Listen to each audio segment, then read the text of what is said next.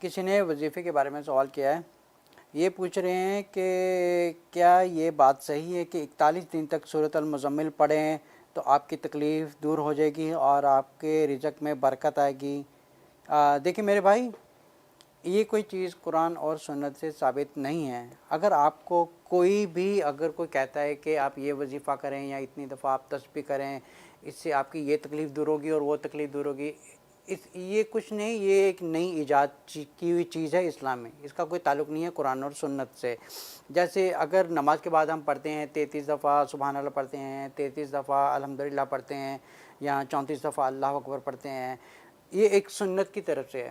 لیکن اگر ہم نماز کے بعد 1000 تسبیح کریں گے تو ایک تو ثواب ہونے کی تو دور کی بات ہے، ایک تو یہ بدعت ہو جائے گی اور یہ سیدھا جہنم میں جانے والی چیز ہے. اسی طرح اگر کوئی کہتا ہے کہ اگر ہم 1000 دفعہ یہ پڑھیں گے، 1000 دفعہ یہ تسبیح کریں گے، اس سے ہماری یہ پرابلم سولو ہو جائے گی، اس سے ہمیں رشتہ مل جائے گا، اس سے ہمارے کاروبار میں برکت آ جائے گی، تو اس کا کوئی کانسیپٹ نہیں ہے. جیسے قرآن اور سنت کے حساب سے ہے کہ رزق بڑھانے کا طریقہ کیا ہے. آپ طہارت میں رہیں، آپ گناہ سے دور رہیں، پھر اللہ سے آپ دعا کریں. آپ جتنا پاکی کی حالت میں رہیں گے، آپ اللہ کی عبادت کریں گے، آپ کی زندگی میں ایک قدرتی برکت آئے گی. لیکن اگر کوئی کہتا ہے کہ میرا جلدی سے کام سالو ہو جائے، میں کچھ منت مانگ لوں میرا کچھ کام ہو جائے گا، اس سے کچھ بھی نہیں ہوتا، بلکہ الٹا آپ کے اوپر گناہ چڑھتا ہے. یہ چیز شاید آپ کو دنیا میں ایک فائدہ دے سکتی ہے، لیکن آخرت میں آپ ٹوٹلی لاس ہیں. جیسے رسول اللہ صلی اللہ علیہ وسلم ہر جمعہ کے خطبہ کے تقریباً یہ چیز فرماتے تھے، وَشَرَ الْأُمُورَ مُحْدَثَاتُهَا فَإِنَّ كُلَّ بِدْعَةٍ ضَلَالَةٍ وَكُلُّ ضَلَالَةٍ فِي النَّارِ.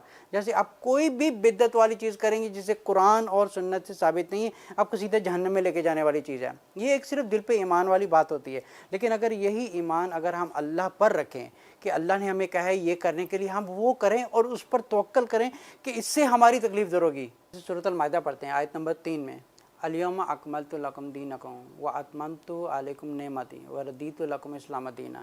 اللہ تعالیٰ نے قرآن میں فرما دیا ہے کہ آپ کا دین یہاں پہ مکمل ہو گیا ہے. مطلب قرآن اور حدیث میں ایسا کچھ نہیں ہے جس میں ہمیں کوئی جواب نہیں ملتا. اگر تو ہمیں کوئی تکلیف آتی ہے تو ہم پہلا ریفرنس قرآن میں فائنڈ کرتے ہیں اور دوسرا ریفرنس صحیح حدیث میں فائنڈ کرتے ہیں، جس سے ہماری زندگی میں کچھ فرق آئے.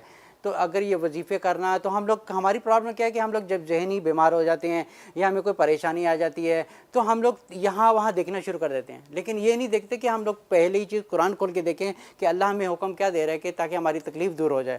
لیکن یہ دیکھنے کی بجائے ہم لوگ وہاں کسی امام کے پاس جا رہے ہیں، کسی ملا کے پاس جا رہے ہیں، کسی پیر کے پاس جا رہے ہیں، کسی فقیر کے پاس جا رہے ہیں. یہ سب چیزیں بدعت ہے.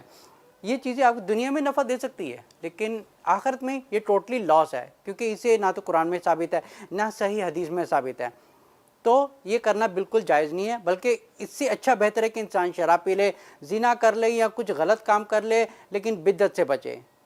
اگر میں نے کہا ہے کہ زنا اور شراب بدعت سے بہتر ہے، لیکن اس کا یہ مطلب کہنے کا نہیں ہے کہ زنا اور شراب بہتر ہیں. اس کا کہنے کا مطلب ہے کہ لیکن بدعت سے بہتر ہے، کیونکہ اللہ تعالیٰ نے فرمایا کہ ہر قسم کا گناہ کی معافی ہے. زنا کی بھی معافی ہو سکتی ہے، شراب پینے کی بھی معافی ہے، لیکن بدعت ایک ایسی بیماری ہے جب تک آپ توبہ نہیں کریں گے اس کی معافی نہیں ہے. لیکن اگر آپ زنا کر رہے ہیں یا آپ شراب پی رہے ہیں، لیکن اگر آپ کے سچے دل سے اللہ سے توبہ کرتے ہیں تو اس گناہ کی معافی ہے، لیکن بدعت کی معافی نہیں ہے. لیکن بدعت اور اگر ان دونوں کو کمپیئر کیا جائے تو بدعت کی معافی نہیں ہے، لیکن شراب اور زنا کی معافی ہو سکتی ہے. یہ اس سے بھی بڑی بیماری ہے، کیونکہ شرک کی معافی نہیں ہے، کفر کی معافی نہیں ہے، لیکن سب سے جو اس سے بھی بڑی بیماری ہے وہ ہے بدعت کی بیماری.